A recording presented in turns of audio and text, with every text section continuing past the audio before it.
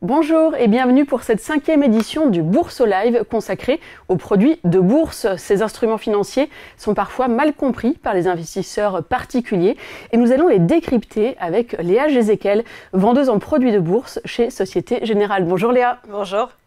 Alors merci d'être avec nous. Commençons par la base tout d'abord Léa. Qu'est-ce qu'un produit de bourse exactement ? Oui, tout à fait. Alors, un produit de bourse, c'est une valeur mobilière qui est listée en bourse de Paris, donc sur Euronext. Et c'est très important de savoir en fait que c'est échangeable aussi facilement qu'une action, puisqu'en fait, ces instruments disposent d'un code ISIN, comme une action, et aussi d'un code plus court qu'on appelle le code mnémonique, qui permet de très facilement retrouver en fait le produit qui vous intéresse chez votre intermédiaire financier. Donc ces produits de bourse, ils sont négociables sur Boursorama de 8h à 22h, donc des horaires élargis par rapport à ce qu'on peut trouver sur le marché des actions français. Et ils sont échangeables aussi sans frais de courtage, justement dans le cadre de l'offre Boursomarket. Là aussi, c'est un élément assez important. Vous les achetez via votre compte titre. Ce ne sont pas des produits qui sont éligibles à l'assurance vie ou au PEA. Donc, c'est vraiment au sein du compte titre que vous allez pouvoir les loger, que ce soit via un courtier comme Boursorama en ligne ou via une banque traditionnelle. Et ils sont émis, bien sûr, dans un cadre réglementaire très strict, négociables sur la bourse via un carnet d'ordre ou en direct avec l'émetteur, qui est Société Générale. C'est le cas de Boursorama. On a une connexion qu'on appelle direct. Donc, quand quelqu'un passe un ordre sur un de nos produits via Boursobank, c'est en direct contre Société Générale que l'investisseur particulier va négocier son produit de bourse. Léa, combien est-ce qu'il existe de produits de bourse sur le marché français ? Alors, chez Société Générale, on en a plus de 17 000. Donc, c'est une gamme qui est très large. Cette gamme, elle est répartie autour de 3 familles de produits et elle se ventile autour d'environ 1000 sous-jacents. Le sous-jacent, en fait, c'est le produit, l'action, l'indice, la matière première, le taux d'intérêt, la devise, sur lequel va être adossé le produit de bourse. Donc c'est en ça qu'on appelle ça un actif sous-jacent, c'est ce sur quoi le produit est adossé. Et donc il y a 3 familles principales de produits à connaître, qu'on va bien sûr rentrer un petit peu plus dans le détail au cours de ce webinaire, mais pour faire assez schématique, donc on a tout d'abord les produits d'indexation, comme vous pouvez voir à l'écran, ce sont les trackers 100%. Là, ce sont des produits qui vont simplement répliquer cet actif sous-jacent sur lequel le produit va être adossé. Ensuite, on a une deuxième catégorie qui s'appelle les produits de rendement, avec les bonus, les discounts, ce type de produits. Et enfin, on a les produits à effet de levier, qui sont les produits aujourd'hui qui ont le plus la faveur des investisseurs français, qui sont les varans, les turbos, les leverage and short. Donc c'est ceux qu'on connaît le plus aujourd'hui quand on parle de produits de bourse, mais ce ne sont pas les seuls. Donc c'est important de parler des autres aussi. Et donc ces produits, ils sont classifiés, vous voyez, par famille. C'est l'AFPDB, l'Association française des produits dérivés de bourse, qui cartographie cette typologie de produits pour permettre aux investisseurs, quand ils choisissent un produit, de vite comprendre et visualiser dans quelle famille le produit tombe.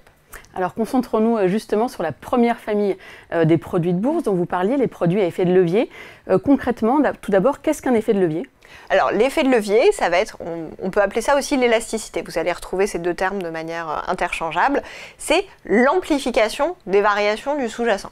Ce qui va permettre en fait un coefficient multiplicateur si on a un effet de levier de 5, si vous avez un produit à la hausse d'effet de levier de 5, si le sous-jacent augmente de 1%, votre produit il va augmenter de 5%. L'effet de levier, bien sûr, fonctionne aussi à la baisse. Donc, si jamais vous vous trompez de scénario d'investissement et que votre produit qui est censé investir sur une hausse des marchés, on se retrouve dans un marché baissier, là, avec un effet de levier de 5, au lieu de perdre 1% sur le sous-jacent, vous perdez 5%. Donc, ce coefficient multiplicateur, attention, bien sûr, quand on le choisit, de ne pas avoir les yeux plus gros que le ventre et de choisir des effets de levier mesurés quand on est néophyte ou quand on a un profil de risque-rendement assez modéré. Donc, l'objectif de ces produits à effet de levier, c'est le même pour tous les produits, c'est d'amplifier les variations du sous-jacent. Vous allez retrouver les varans, qui sont le premier produit de bourse historique à avoir été mis sur le marché, les turbos, qui aujourd'hui sont les produits de bourse les plus négociés en France, et les leverage and short. Ces produits sont adaptés à des scénarios directionnels forts. Quand on dit directionnel, ça veut dire tout simplement qu'on a une conviction de mouvement haussier ou baissier sur les produits. Ça, c'est très important aussi de l'avoir en tête. Sur les produits de bourse à effet de levier, on peut investir à la hausse, mais on peut aussi investir à la baisse. Et ça, c'est vrai que les gens ont plus de mal à investir à la baisse. On a moins l'habitude, parce que traditionnellement, quand on commence la bourse, on commence plutôt en achetant une action. Donc on a l'habitude d'investir sur un directionnel haussier. Avec les produits de bourse, même si vous êtes baissier, vous pouvez quand même saisir cette opportunité pour investir sur les marchés et gagner de l'argent quand les marchés baissent, si votre scénario toujours se réalise, bien entendu. Donc, il faut avoir un directionnel fort avant de choisir un produit à effet de levier. On ne choisit pas un produit à effet de levier quand on n'est pas trop sûr de la direction de son scénario d'investissement. Ce sont des produits qui sont vraiment faits pour des horizons d'investissement de très court à moyen terme. Quand on dit très court, ça peut être quelques heures. Donc on est vraiment sur des produits qui sont adaptés à ce qu'on va appeler du day trading, de l'intraday, ou des scénarios moyen terme avec par exemple des produits illimités qui n'ont pas de maturité, on en parlera un petit peu plus tard, et des effets de levier modérés. Si vous choisissez un turbo illimité sur l'or avec un effet de levier de x2, potentiellement vous pouvez le garder plusieurs mois. Donc voilà, quand on dit de très court à moyen terme, c'est adapté au cas par cas. Exactement, entre quelques heures et quelques mois. Et donc, sur cette amplification des variations du sous-jacent, qui est l'objectif des produits à effet de levier, il peut y avoir deux utilités. Donc, soit l'effet de levier pour l'effet de levier, c'est-à-dire amplifier, aller chercher plus de performance, mais ça peut aussi servir à couvrir un portefeuille. Par exemple, j'ai dans mon fonds de portefeuille l'action Total. Je pense qu'elle va avoir un moment une séquence baissière assez limitée dans le temps. Je ne souhaite pas revendre l'action Total au sein de mon PEA, par exemple, mais je veux couvrir cette période de baisse. Donc, je peux acheter un produit de bourse à effet de levier baissier pour justement venir couvrir la perte sur l'action en direct, puisque j'irai gagner de l'argent si l'action baisse sur mon turbo put. Voilà. Et donc, une fois qu'on s'est dit, le produit à effet de levier, c'est ce qu'il me faut, j'ai soit ce besoin, cette envie de prendre de l'effet de levier, soit j'ai ce besoin de couvrir ma position. Après, vous l'avez vu, il y a pas mal de produits de bourse à effet de levier. Donc, comment je choisis le bon? Et là, il y a des questions un peu clés à se poser. Est-ce que je souhaite aller sur un produit qui a une barrière désactivante, comme les turbos, ou au contraire, la barrière désactivante, c'est quelque chose qui vraiment me fait trop peur, entre guillemets, je ne veux pas prendre ce risque. Donc là, il va plutôt falloir s'orienter sur des produits de type Varan ou Leverage and Short. Donc ça, c'est un premier filtre, on va dire. Ensuite, est-ce que je veux un produit à maturité ou un produit illimité? Typiquement, sur les turbos, on a 4 gammes de turbos. Il y en a qui ont une maturité, il y en a qui sont illimités. Donc, si j'ai un scénario d'investissement qui est très délimité dans le temps, du type, moi je vais investir sur les résultats, donc je vais le garder quelques heures ou quelques séances, mais pas plus, on peut tout à fait choisir un produit avec une maturité. Ça ne va pas nous entraver dans, si vous voulez, l'application de notre scénario d'investissement. Par contre, si, toujours, on va prendre dans l'exemple de l'or, j'ai envie de prendre un petit effet de levier sur l'or, mais je ne sais pas trop si je vais le garder 1 mois, 2 mois, c'est un peu fonction de ce qui va se passer sur le plan géopolitique. Là, ça peut être important de se tourner vers un produit de maturité illimitée, donc sans maturité. Comme ça me laisse le temps en fait de voir un peu venir et de réajuster mon scénario en fonction de ce qui se passe. Donc ça aussi, c'est un élément assez clé pour filtrer le produit qui va correspondre à mon besoin. Ensuite, dans les produits à effet de levier, donc tous ont le même objectif, amplifier les variations du sous-jacent, mais pour autant leur valorisation ne va pas forcément dépendre des mêmes paramètres.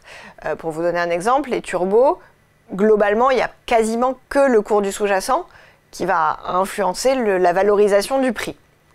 Sur les varans, ça va être différent puisque les varans, ça s'apparente à une option.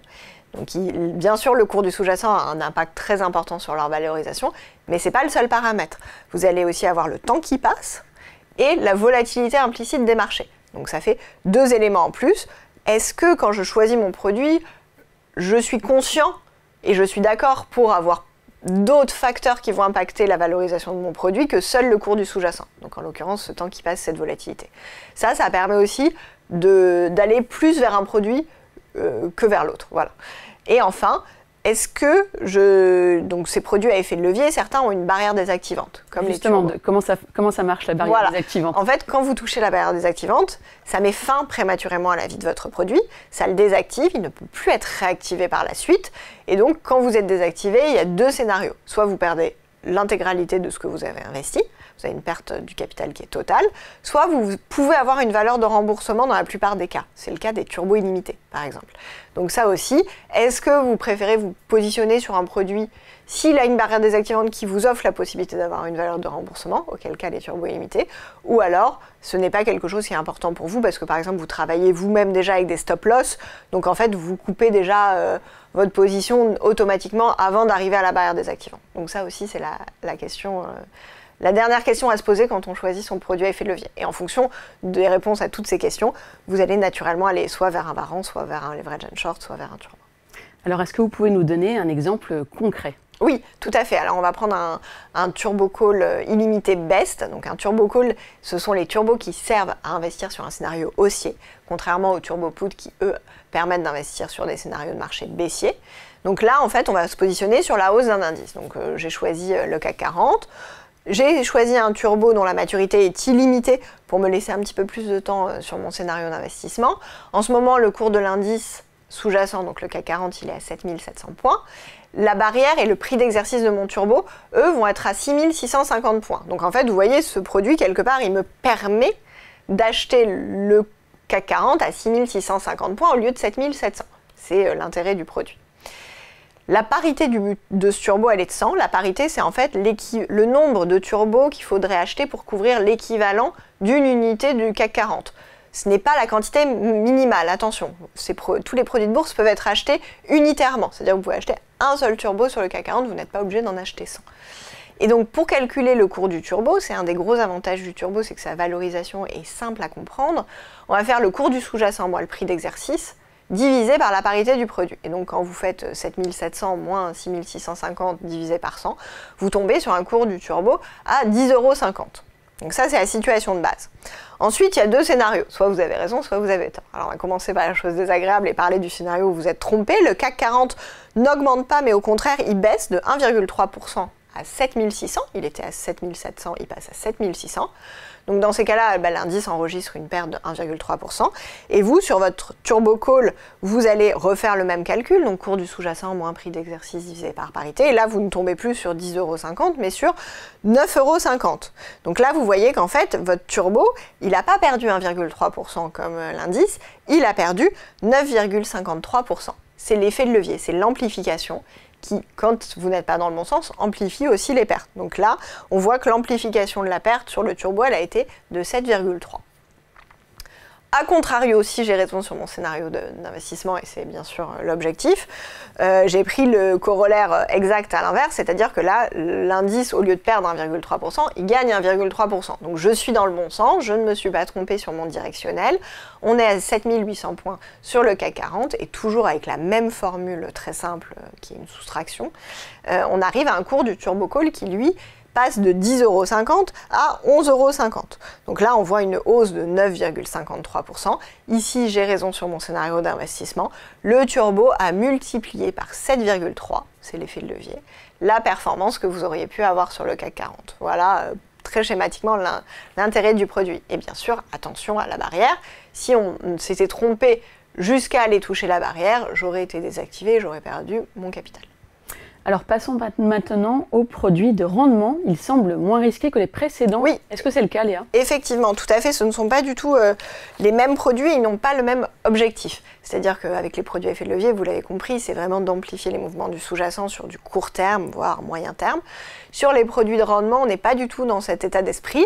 On va plutôt aller se dire que ce sont des outils qui nous permettent d'investir dans des scénarios de marché alternatifs. Alors quand je dis alternatif, ça veut dire quoi ? Ça veut dire, je pense qu'il ne va pas se passer grand-chose sur une valeur. Soit on va être sur une hausse modérée, une baisse mais qui va rester très faible, soit au contraire même une stabilité. Donc ça va vraiment, contrairement aux produits à effet de levier où il faut avoir un directionnel fort, une conviction, ça va monter, ça va baisser. Au contraire, là, il vous faut avoir un non-directionnel fort, se dire, je suis certaine que dans les mois qui viennent, il ne va pas se passer grand-chose sur ce titre. On est sur une phase de marché très attentiste. Et moi, j'ai quand même envie d'investir.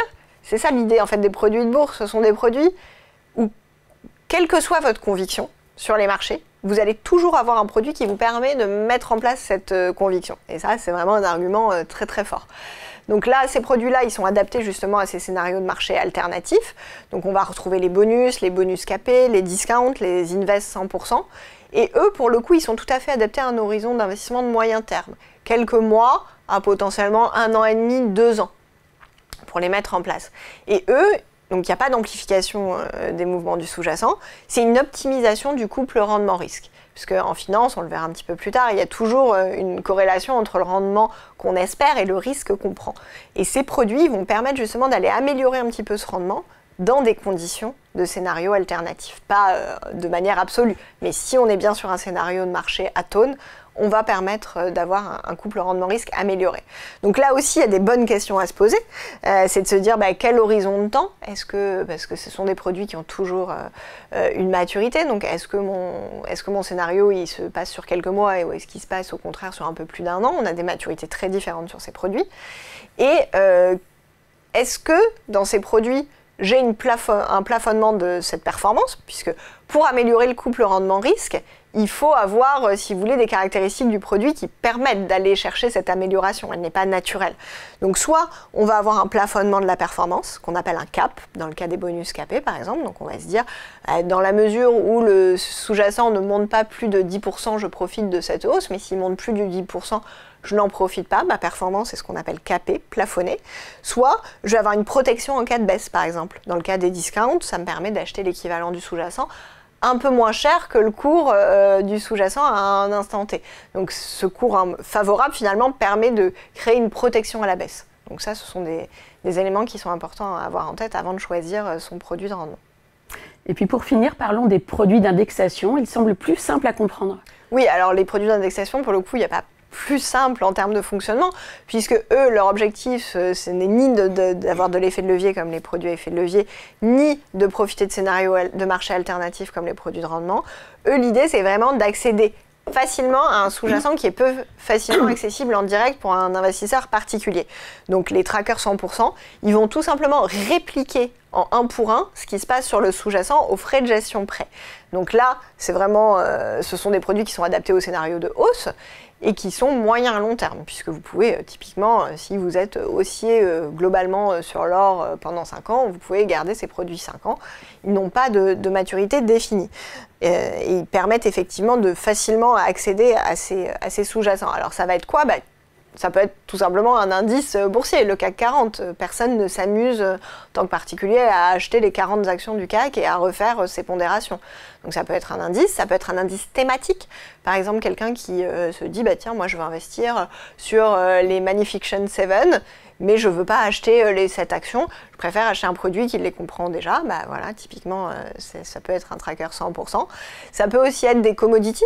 Donc on va penser à des matières premières ou à l'or. Pareil, on ne va pas s'amuser à se faire livrer des lingots d'or chez soi dans la plupart des cas. Donc on va investir sur un produit qui réplique la performance de l'or.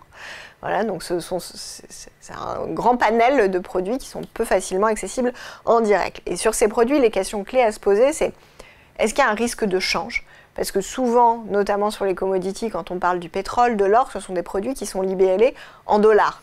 Nous, les produits de bourse, quand vous les achetez, ils sont toujours libellés en euros. Donc certains produits d'indexation vont être quanto, ça veut dire qu'ils sont immunisés contre ce risque de change entre le sous-jacent libellé en dollars et le produit qui est libellé en euros. Et il y a d'autres produits qui ne sont pas quanto, où donc vous allez être indexé bien sûr au cours du sous-jacent, mais vous pouvez avoir un effet soit positif, soit négatif, in fine, du cours de change euro-dollar. Donc ça, ce sont des questions qu'il faut se poser. Et enfin, les frais de gestion sur ces produits, bien sûr, pensez à le regarder, parce que c'est ce qui va... Ce sont pas des frais de gestion qui sont élevés, mais si vous les gardez 10 ans, ça quand même grève un petit peu votre performance par rapport au sous-jacent en direct. Alors maintenant que nous avons fait le tour des 3 familles de produits de bourse, on aimerait savoir comment est-ce qu'il faut s'y prendre pour choisir son produit de bourse. Oui, tout à fait.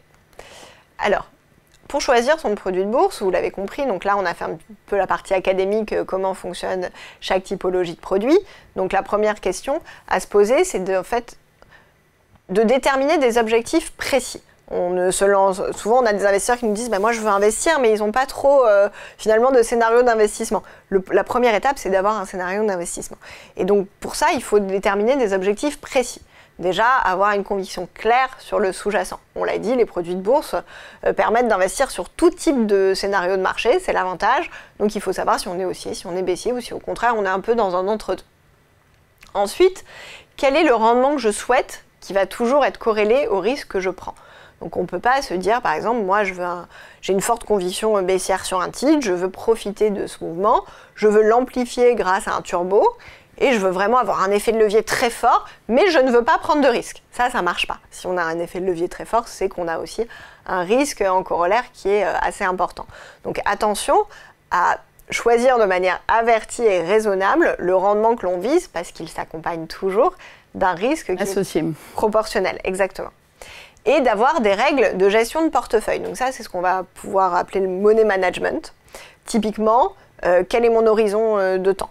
Quelle est ma tolérance à la perte? Ça, pour mettre ce qu'on appelle un ordre stop, c'est-à-dire couper. Si j'ai tort, à quel moment je sors de ma position plutôt que de creuser mes pertes? Très important. Aussi, on va dire de manière symétrique, à quel moment j'estime que mon scénario s'est réalisé et je prends mes gains. C'est vrai que ça peut paraître bête, mais on a souvent des investisseurs qui ont un biais psychologique à avoir tendance à plus laisser courir leurs pertes que de prendre leurs gains. Parce que quand vous voyez votre compte et que vous voyez cette ligne rouge en moins-value, je ne sais pas, par exemple de moins 20%, vous dites « Ah non, il faut absolument que ça se retourne » et donc on va avoir tendance à creuser ses pertes, ce qui est un très mauvais réflexe de money management. Et de manière symétrique, au contraire, quand on est en plus-value, par exemple plus 40%, on se dit « Ah, c'est génial !» Il y a un biais psychologique qui nous donne envie de continuer à regarder cette ligne verte et finalement à ne pas la couper. C'est surtout aussi ce qu'il ne faut pas faire en fait. Donc très important avant d'investir de se fixer des niveaux qu'on va respecter après quand on est dans le momentum du trading. Il ne faut pas se laisser embarquer. Savoir jusqu'où on veut aller et où on veut s'arrêter. Exactement. Et ça, se le marquer sur une feuille et bon, quand on y est, on applique son money management, on ne change pas son fusil d'épaule au dernier moment. Donc ça, ce sont les règles basiques, on va dire, de money management. Ensuite, une fois qu'on a notre scénario qui est bien ficelé, qui est établi, son money management qui est défini, il faut choisir le produit qui correspond à ce scénario d'investissement. Donc là, on a parlé effectivement de toutes les gammes de produits de bourse. Vous voyez, ça ne répond pas du tout aux mêmes besoins. Donc si on est haussier, si on est dans un scénario atone, on ne va pas aller choisir un produit à effet de levier. Si au contraire, on a un directionnel baissier, on ne va pas choisir un tracker 100%. Donc voilà, en fait, une fois qu'on a le scénario et qu'on a la formation académique pour choisir son produit, découle naturellement le produit qu'il faut choisir. Et en termes de choix du sous-jacent, c'est aussi très important. Quelle est la nature du sous-jacent que vous choisissez? Par exemple, si vous êtes au sein de chaque famille de sous-jacents, il y a des règles importantes à avoir. Si vous voulez vous intéresser au marché des actions, par exemple, si vous choisissez un turbo sur Air Liquide et un turbo sur Nvidia, même si l'effet de levier est le même, un turbo x2, on sait très bien que Nvidia a tendance à être plus volatile que Air Liquide, qui est plutôt une valeur de bon père de famille, on va dire.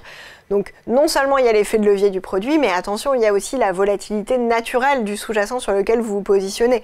Pareil sur l'or, on a des comportements qui sont très typiques de l'or, qu'on ne va pas forcément retrouver sur le marché du cacao, qui va être beaucoup plus influencé par les conditions météorologiques. Donc attention sur le sous-jacent aussi, naturellement, que vous choisissez. Il a un comportement qui est propre et qui n'est pas assimilable à tous les autres de sa catégorie.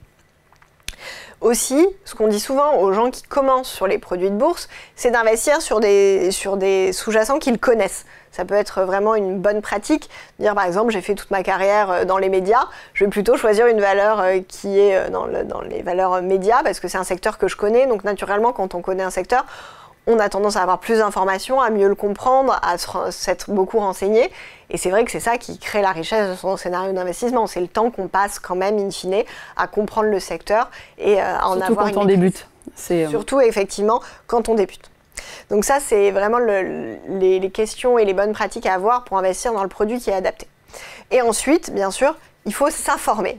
Ça, c'est très important, la pédagogie, l'actualité.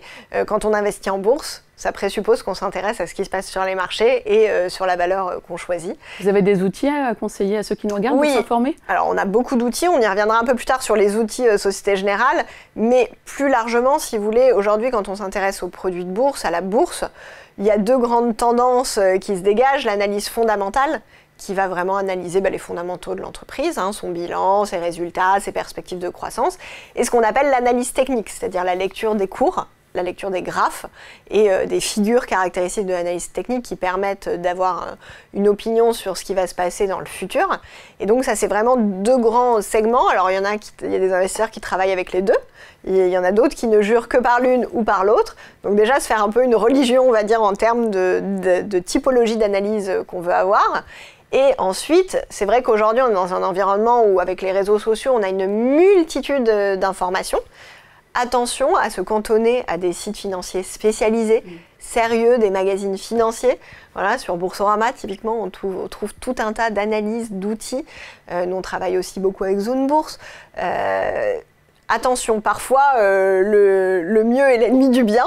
Et avec les réseaux sociaux, après, il y a des comptes tout à fait bien sur les réseaux sociaux et qui permettent d'avoir en continu beaucoup d'informations.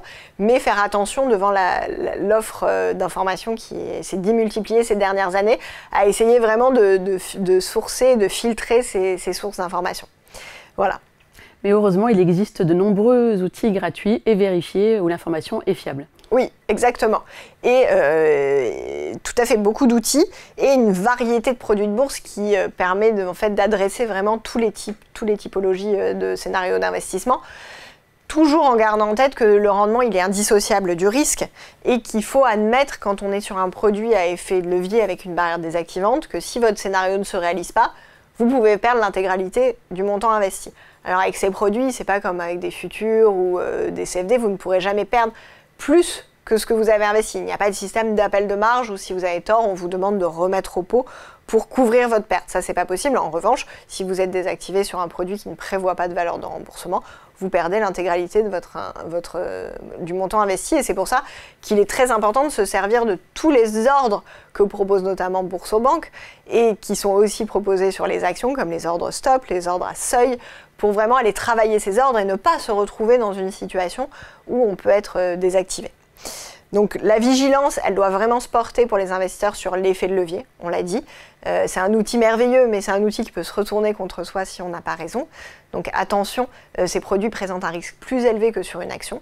L'élasticité du produit, elle est à surveiller, parce que, à part les leverage and short qui proposent une élasticité qui est fixe sur chaque séance boursière, les autres produits vont avoir un effet de levier qui bouge dans le temps. En gros, plus le cours du sous-jacent se rapproche de la barrière, donc plus vous allez dans le mauvais sens, on va dire, plus l'effet de levier, il augmente. Donc quand on choisit un turbo, par exemple, avec un effet de levier de 4, on peut se dire, bon, ça va, c'est pas trop important, je suis assez éloigné de la barrière. Attention, parce qu'il est de 4 aujourd'hui, si demain, le scénario d'investissement ne se réalise pas et que vous rapprochez dangereusement de la barrière, votre effet de levier va lui aussi beaucoup augmenter. Qui est-ce qui détermine le niveau de la barrière? C'est en amont, quand on achète le produit? Oui, tout à fait. En fait, quand vous choisissez votre produit, vous allez sur le site SG Bourse, vous choisissez par exemple un turbo à maturité, et vous voyez pour telle barrière, choisi, émis par l'émetteur. Quand l'émetteur émet un turbo, c'est avec une barrière, une maturité si c'est un turbo à maturité. En fait, l'effet de levier découle de cette proximité entre le cours du sous-jacent et la barrière, le prix d'exercice du produit. Donc on connaît la barrière avant d'investir. Oui, tout à fait. Et c'est un élément très important. Prendre en compte. Voilà, exactement. Puisque l'effet de levier va être en fait parfaitement corrélé à la proximité de cette barrière, prix d'exercice, avec le cours du sous-jacent. Donc ce turbo en fait qui en J0 va avoir un effet de levier de 4 et que vous aurez choisi justement parce qu'il a cet effet de levier de 4, si à J10 l'effet de levier de 4 s'est transformé en un effet de levier 10 parce qu'on s'est dangereusement rapproché de la barrière, il faut aussi réévaluer son scénario et se dire attention, est-ce qu'aujourd'hui je suis prêt à avoir un effet de levier de 10, c'était pas ce que j'avais choisi initialement, ou est-ce qu'au contraire, maintenant c'est trop important, je préfère couper ma position et me repositionner sur un produit qui a un effet de levier moins important pour ne pas risquer potentiellement une désactivation. Donc en fait, ces produits, il faut tout le temps les réévaluer. On n'achète pas un turbo avec un effet de levier de 10 en partant en vacances 3 semaines. Non, ça c'est possible sur un produit de rendement, sur un produit d'indexation. C'est pas possible sur un turbo avec une barrière très proche. Il faut un suivi quotidien, hebdomadaire, qu'est-ce que vous conseillez ? Tout dépend de l'effet de levier que vous choisissez. Si vous choisissez, et du sous-jacent, pareil, si vous êtes sur Air Liquide avec un effet de levier de 2, vous pouvez partir, on va dire, une semaine sans trop le regarder. Si au contraire, vous êtes sur Nvidia à la période des résultats et que vous choisissez un effet de levier de 30, là, il faut le regarder 2 fois par jour, au minimum. Donc c'est vraiment à évaluer en fonction du produit que vous choisissez et du sous-jacent. Alors, je crois que les investisseurs potentiels peuvent se renseigner sur votre site sgbourse.fr. Oui. Il y a beaucoup d'outils et d'informations sur les produits de bourse. Tout à fait. Avant juste de passer aux outils, c'est ce dont on a parlé, cette courbe rendement-risque. Là, je l'ai mise à l'écran pour que les investisseurs se rendent bien compte, en fait, d'à quel point la gamme de produits bourse est large en termes de profils qu'on va couvrir. Je vous ai mis les obligations tout en bas parce que traditionnellement, c'est un peu ce qui est considéré comme le moins risqué dans les investissements financiers possibles, avec un rendement aussi qui va de pair. Et ensuite, vous voyez, vous avez tout ce qui est produits de rendement, produits d'indexation. Et tout en haut de la courbe, plus risqué qu'une action qui s'apparente à un tracker 100% en termes de profil, on va avoir les produits à effet de levier avec les stability et les turbos qui sont tout en haut. Pourquoi ? Parce que ce sont les seuls produits à effet de levier à avoir cette barrière désactivante. Donc là, les produits sont classés de haut en bas du moins risqué au plus risqué, tout en haut. Exactement. Et en fait, ce qui est intéressant de savoir, c'est que sur chaque typologie de produit, on pourrait retracer cette même courbe de rendement-risque, puisqu'un turbo avec un effet de levier d'1,2 va se retrouver plutôt bas sur la courbe, alors qu'un turbo avec un effet de levier de 40 va se retrouver très très haut. Donc chaque produit aussi, en fonction des caractéristiques qu'on choisit, va tracer à lui-même une propre courbe risque-rendement. Alors justement, comment choisir, comment bien se renseigner? Alors sur notre site SG Bourse, donc tout ce qui est scénario de marché, analyse, bien sûr ça ne va pas être sur notre site, même si on propose quelques petits éléments de marché, ça va plutôt être sur des sites type Boursorama, où on va avoir des idées ou des analyses de ce qui se passe sur le marché. Sur notre site, vous allez avoir beaucoup d'éléments qui vont vous permettre de bien maîtriser le produit. Donc ça va être bien sûr des guides pédagogiques, vous pouvez retrouver le document d'information clé pour les investisseurs, qui est un document similaire pour toutes les catégories d'investissement financier. On a aussi beaucoup de vidéos explicatives, on se rend compte qu'aujourd'hui les gens préfèrent parfois regarder une vidéo en 3 minutes pour comprendre le fonctionnement d'un produit plutôt que de lire une brochure. Et on a énormément de conférences et de vidéos de formation en ligne, donc comme les webinaires qu'on fait en ce moment. Ça, c'est vraiment quelque chose qui est très bien de prendre une demi-heure pour aller au fond d'un sujet. Aujourd'hui, on a fait une introduction pour avoir une idée de à quoi ça sert les produits de bourse, ça me permet de faire quoi. Après, il y a des webinaires qui existent sur chaque typologie de produit pour vraiment aller au fond du fonctionnement et prendre des exemples pratiques comme on a fait là avec un turbo, mais plus en profondeur, pour vraiment bien maîtriser et comprendre concrètement comment fonctionnent les produits.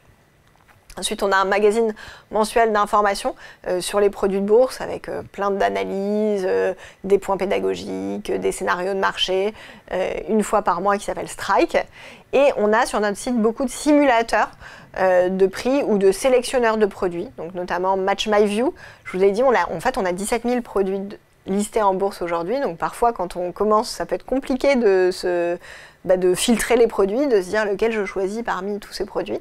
Et en fait, Match My View, c'est un outil qui vous permet de prendre le problème un peu à l'envers. Au lieu de choisir un produit en se disant est-ce qu'il correspond à mon scénario d'investissement, au contraire, dans Match My View, vous rentrez votre scénario d'investissement. Et on vous dit quel produit il faut choisir. Voilà. Okay. Donc là, j'ai pris quelqu'un qui était haussier sur le CAC 40, donc qui rentre le seuil de réalisation de son scénario, le seuil où il considère que son scénario est invalidé, sa tolérance à la perte, et la prévision en termes de temporalité de son scénario. Et en fonction de ça, l'outil va aller mouliner en une fraction de seconde nos 17 000 produits. Il va lui dire, ces produits sont les plus adaptés au scénario que tu as rentré. Voilà. Donc ça peut être très pratique pour quelqu'un qui démarre. Exactement, tout à fait. Léa, merci beaucoup pour toutes ces explications très claires sur les produits de bourse. Merci beaucoup. Merci à vous de nous avoir suivis. À très bientôt pour un nouveau webinaire de cette 5e édition du Bourse Live.